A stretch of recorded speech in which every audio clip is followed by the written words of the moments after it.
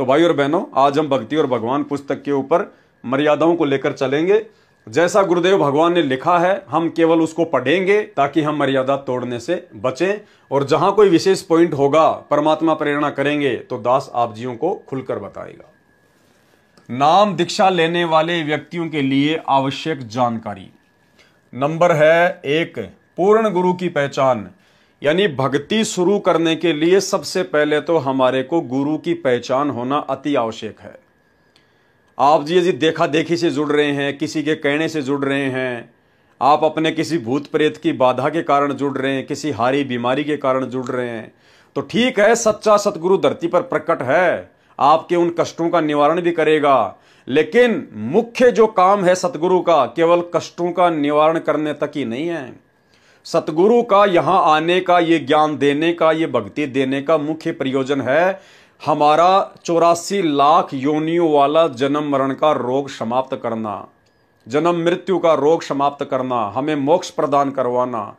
और वो उसी समय संभव है जब हम ज्ञान को आधार बनाकर गुरुदेव के सत्संगों को पहले अच्छे से सुनकर समझकर उसके बाद हम गुरु धारण करें, ताकि हमारे को विश्वास हो कि पृथ्वी पर यदि कोई सच्चा गुरु है तो सतगुरु रामपाल जी हैं। उसके बाद हम दृढ़ होकर मर्यादाओं में रहकर अपनी भक्ति को सफल कर सकें। अन्यथा सच्चे सतगुरु की पहचान बिना हमें कोई भी भक्ति मार्ग से डगमग कर सकता है। तो सबसे पहला जो नियम है भक्ति शुरू करने से पहले, पूर्ण गुरु की पहचान। आज कलयुग में भगत समाज के सामने पूर्ण गुरु की पहचान करना सबसे जटिल प्रश्न बना हुआ है। सबसे जटिल प्रश्न क्यों बना हुआ है? क्योंकि गुरुओं की बाढ़ आ रखी है, और कोई भी गुरु ये नहीं कहता कि मैं नकली हूं, मैं आधा अधूरा हूं, और ना किसी गुरु का कोई फॉलोवर ये कहेगा कि मेरा गुरु नकली है, मेरा गुरु आधा अधूरा है। और दुनिया उनके स्वांग को देखकर, उनके बाहरी आडंबर को, पाखंड को, उनकी वेशभूषा को, उनकी लटा को, चोटे को, उनके दाढ़ी मूंछ को देख देख के, उनके पीतांबर को देख देख के, उनके फॉलोवर की जनसंख्या को देखकर दुनिया सोच लेती है कि ये सच्चा गुरु है, ये पूर्ण गुरु है। और दुनिया भावनाओं में बहकर अपनी अज्ञानता के कारण अपने मनुष्य जन्म का नाश कर बैठती है। जबकि सच्चे गुरु की पहचान केवल हमारे शास्त्रों में है। सच्चे गुरु की पहचान केवल शास्त्रों में है, विशेषकर पवित्र गीता जी में अध्याय 4 श्लोक नंबर 34 में।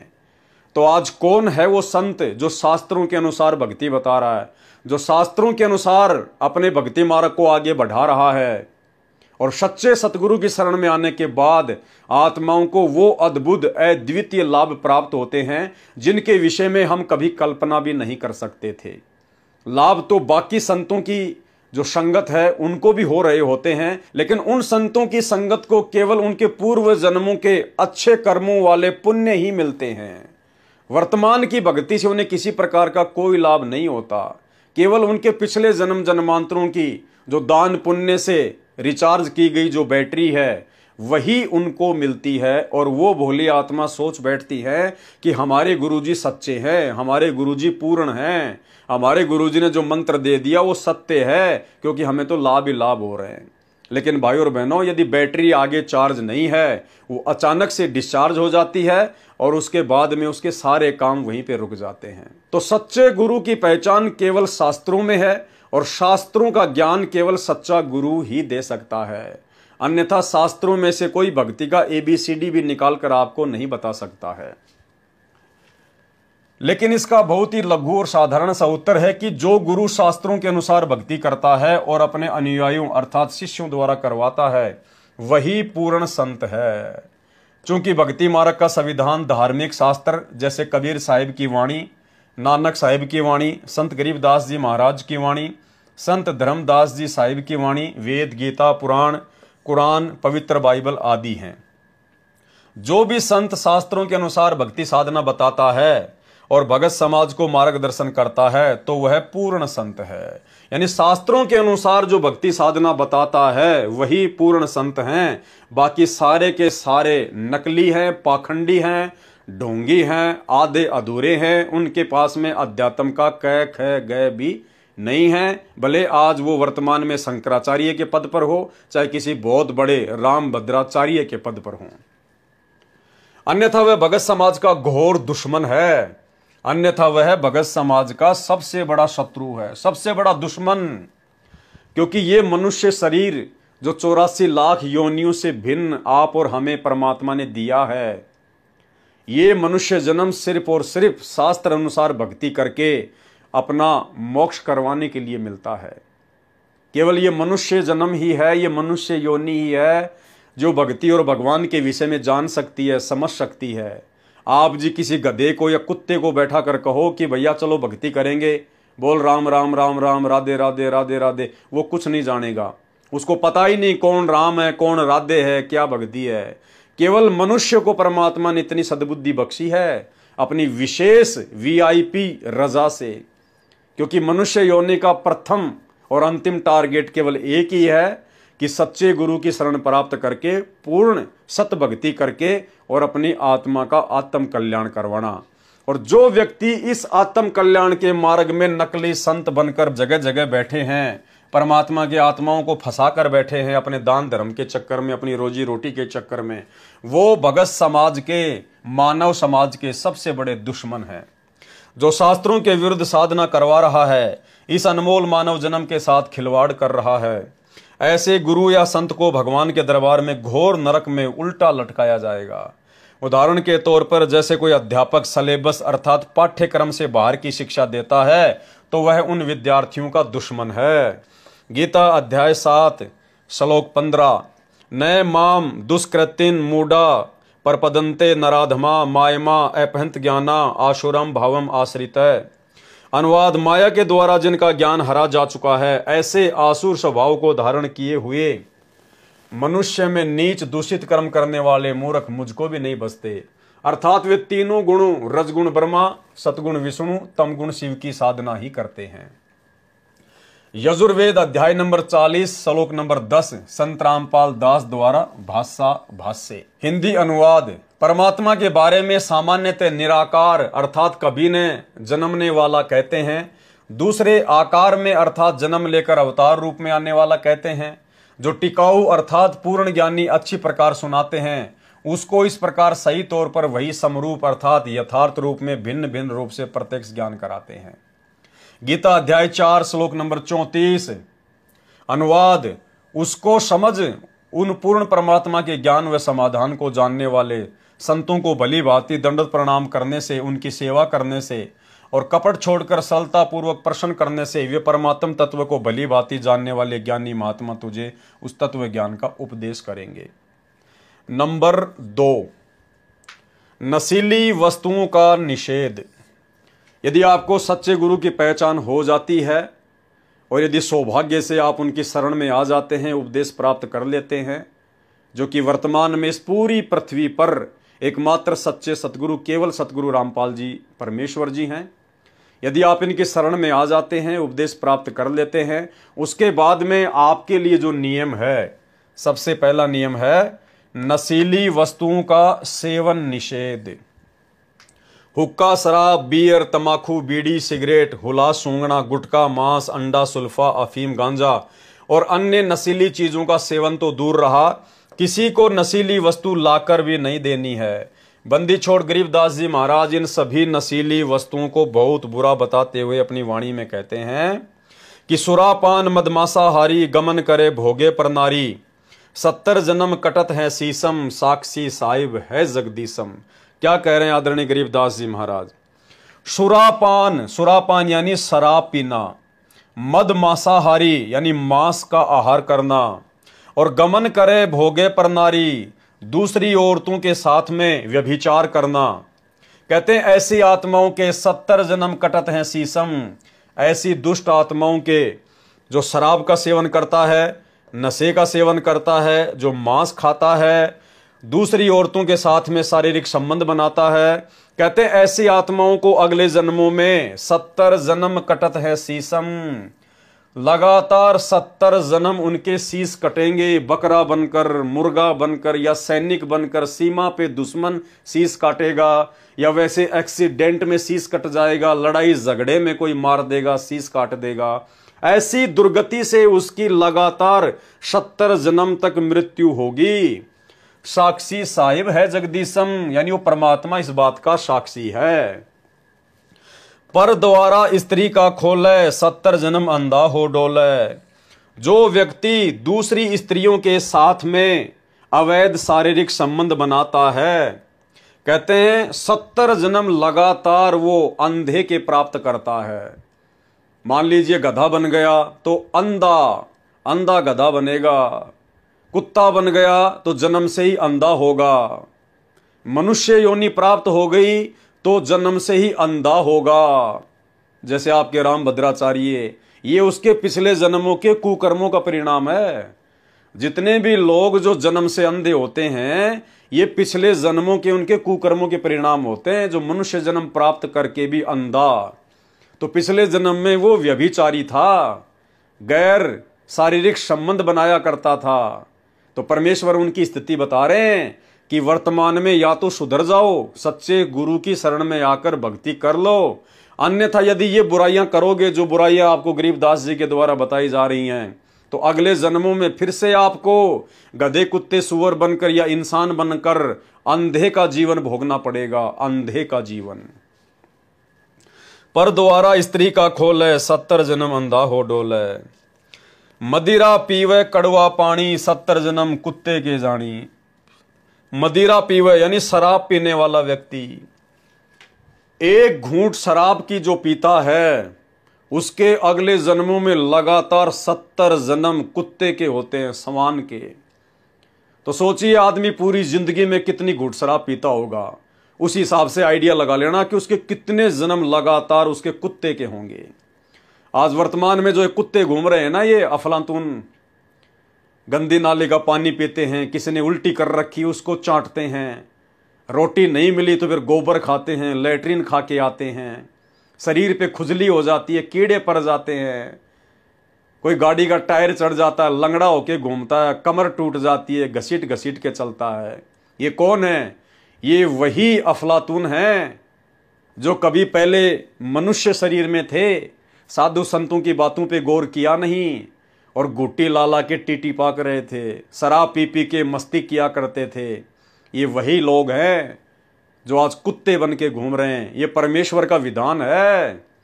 तो वर्तमान में जो लोग सतभक्ति ना करके और इस प्रकार की बुराइयां करते हैं, जो मांस खाते हैं, नशा करते हैं, शराब पीते हैं, वो आज चाहे देश का प्रधानमंत्री क्यों ना हो, चाहे राष्ट्रपति क्यों ना हो, कितना ही बड़ा, चाहे कोई टाटा बिड़ला क्यों ना हो, अगर ये बुराइयां करता है तो नेक्स्ट जन्म उसका कुत्ते से शुरू होगा, कुत्ते से। ये परमेश्वर का विधान है। तो शुक्र मनाओ भाई और बहनों, आप और हमें सतगुरुदेव भगवान ने अपनी पहचान करवाकर अपनी शरण में लेकर आज हमें इन महाकष्टों से बचा लिया, जो महाकष्ट नेक्स्ट जन्मों में आप और हम भाई बहन ये समस्त बुराइयां करते करते भोगने वाले थे। मदिरा पीवे कड़वा पानी 70 जन्म सवान के जानी। सवान यानी कुत्ता। गरीब हुक्का हरदम पीवते लाल मिलावे धूर, इसमें संशय है नहीं जन्म पाछले सूर। जो लोग हुक्का पीते हैं यानी जो लोग तंबाकू यूज करते हैं, चाहे सिगरेट के माध्यम से, चाहे बीड़ी के माध्यम से, चाहे हुक्के के माध्यम से, चाहे बुक्की मारते हैं या सूंघते हैं कोई चीज वगैरह, कहते वो कौन है? हुक्का हरदम पीवते लाल मिलावे धूर। उन नालायकों ने तो इस लाल जैसे शरीर को धूर में मिला दिया, मिट्टी में मिला दिया, लाल मिलावे धूर, और इसमें संशय है नहीं जन्म पिछले सूर। वो 24 घंटे हुक्का पीने वाले या कभी कभी हुक्का पीने वाले जो इस मनुष्य जन्म को लाल जैसे शरीर को धूर में मिला रहे हैं, मिट्टी में मिला रहे हैं, कहते हैं वो पिछले जन्म में सूअर थे, सूअर। और वही आदत आज भी उनको वैसी की वैसी ही है। पिछले जन्म में भी वो गंदगी को सूंघते फिरा करते थे, गंदगी खाया करते थे, और वर्तमान में मनुष्य जन्म प्राप्त करके भी वो हुक्का पीने वाले आज वही सूअर वाला काम कर रहे हैं, और अगला जन्म फिर से सूअर की योनि में जाने वाला तैयार कर रहे हैं। गरीब हुक्का हरदम पीवते लाल मिलावे धूर, इसमें संशय है नहीं जन्म पाछले सूर। गरीब 100 नारी जारी करे, सुरा पान 100 बार, एक चिलम हुक्का भरे डूबे काली धार।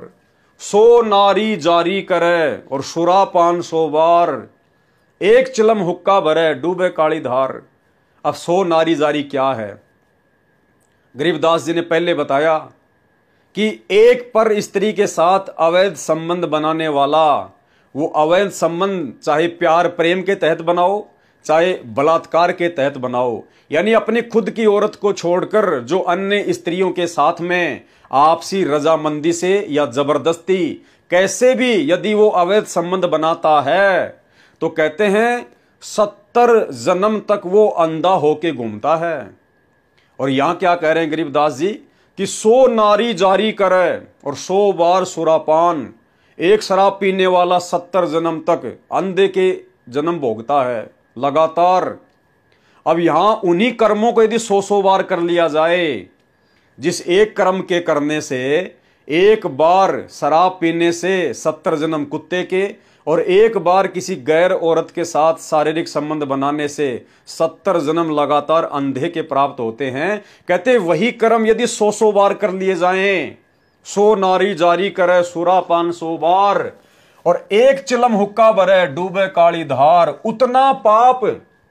उतना पाप केवल एक हुक्का भरने वाले को मिलता है, पीने वाले का तो सत्यानाश।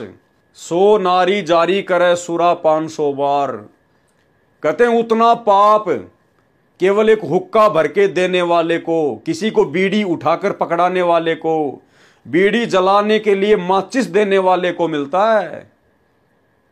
यानी इतना पाप तो केवल नशा करने वालों को सहयोग देने वाले को मिलता है, और जो पी रहा है, जो नशा कर रहा है, उसका तो बेड़ा गर्क, उसका तो सत्यानाश। 100 नारी जारी करे सुरापान 100 बार, एक चिलम हुक्का भरे डूबे काली धार। गरीब सूर गऊ को खात हैं भगति बिहूने राड, भांग तमाकू खा गए सो चाबत है हाड़। जो लोग सुअर को खाते हैं, जो लोग गाय का मांस खाते हैं, भगति बिहूने राड, भक्ति जिनके पास में कह खगे भी नहीं है, और भांग तमाकू खा गए सो चाबत है हाड़, अगले जन्म में वो कुत्ते बनेंगे और सूखे हाड़ खाएंगे और अपना खुद का खून चूसेंगे। कुत्ता क्या करता है, सूखी हड्डी को ले लेगा और बैठ के साइड में और उसको चबाता रहेगा, और खुद के मसूड़ों से, खुद के दांतों से खून निकलेगा। सूखी हड्डी में थोड़ा ना खून है, उस कुत्ते के खुद के दांतों से चबाते चबाते खून निकलेगा, और वो सोच रहा है कि हड्डी में खून आ रहा है और अपने खून को चाटता रहता है। कहते हैं अगले जन्म में वो सूर गऊ का मांस खाने वाला व्यक्ति कुत्ता बन के सूखा हाड़ खाएगा और खुद का लहू पिएगा। गरीब भांग तमाकू पीव ही सुरापान से हेत, गोश्त मट्टी खाए कर जंगली बने प्रेत। जो व्यक्ति भांग पीते हैं, यानी नशा आ गया, नशा चाहे किसी भी प्रकार का हो, अफीम का हो, भांग का हो, किसी भी प्रकार का हो, गरीब भांग तमाकू पीव ही। जो लोग भांग खाते हैं, गांजा पीते हैं या तमाकू का सेवन करते हैं बीड़ी के रूप में, सिगरेट के रूप में, और सुरापान से हेत, और जो शराब पीते हैं और गोश्त मिट्टी खाए कर जो लोग मांस खाते हैं, वो अगले जन्म में क्या होगा, जंगली बने प्रेत। वो जंगल के भूत बनते हैं, जंगल के भूत। और भूत की योनि गुरुदेव ने बहुत लंबी बताई है, और पूरी योनि वो भूख और प्यास से तड़पता है, भूख और प्यास से, क्योंकि वो खाना नहीं खा सकता, पानी नहीं पी सकता, और भूख और प्यास ऐसे लगेगी जैसे बिल्कुल जबरदस्त, जैसे कोई रेगिस्तान में एक पड़ा है भयंकर गर्मी में और आसपास कहीं पानी नहीं है और उसको भयंकर प्यास लग रही है, गला सूख रहा है कि 2 मिनट बाद हो सकता है मेरी मृत्यु हो जाए अगर मुझे पानी नहीं मिला तो भूत प्रेत जो योनियां होती हैं, इनकी ये हालत होती है, और 400-400 साल 500-500 साल उनकी उम्र होती है, वो भटकते रहते हैं। कहते हैं ये बुराइयां करने वाले, भांग तमाकू खाने वाले, शराब पीने वाले, मांस मिट्टी खाने वाले, अगले जन्म में परमात्मा इनको जंगली प्रेत योनि में डालता है, भूत योनि में। गरीब पान तमाकू चाब ही, जो लोग पान खाते हैं, तमाकू चाबते हैं, ये जो जर्दा वगैरह, ये गुटखा वगैरह, और नास नाक में देत, जो लोग नाक के अंदर वो तमाकू वगैरह देकर सूंघते हैं, सो तो ईराने गए जीव भड़बूजे के रेत, वो तो अपना जीवन समझो बर्बाद कर दिया उन्होंने, अगले जन्म में भयंकर यातनाएं भोगनी पड़ेंगी। गरीब भांग तमाकू पीव ही, गोश्त गला कबाब, मोर मर्ग कुं भक्कत है, देंगे कहां जवाब। जो लोग भांग खाते हैं, तमाकू पीते हैं, मांस मिट्टी खाते हैं, मोर को मारते हैं, यानी किसी भी पक्षी को मारते हैं, कहते देंगे कहां जवाब। जब परमात्मा के दरबार में जाएंगे, चाहे हिंदू हो चाहे मुसलमान, उस मालिक के दरबार में कोई जाति, कोई धर्म, कोई मजहब नहीं है। वहां से वो नंगा भेजता है और नंगा ही वापस लेता है। कहते वहां पर अपने कर्मों का क्या हिसाब दोगे?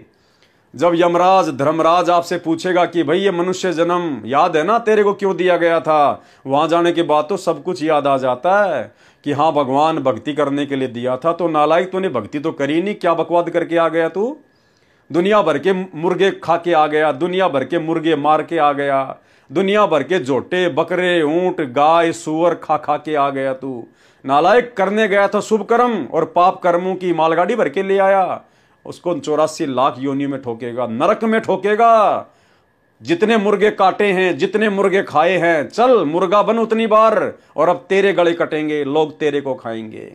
तो ऐसा भयंकर सिस्टम है इस काल भगवान का। बच सको तो बच लेना। बचाने वाला परमात्मा एकमात्र यही है जो धरती पर प्रकट है। इनकी शरण के अलावा कहीं कोई उपचार नहीं है।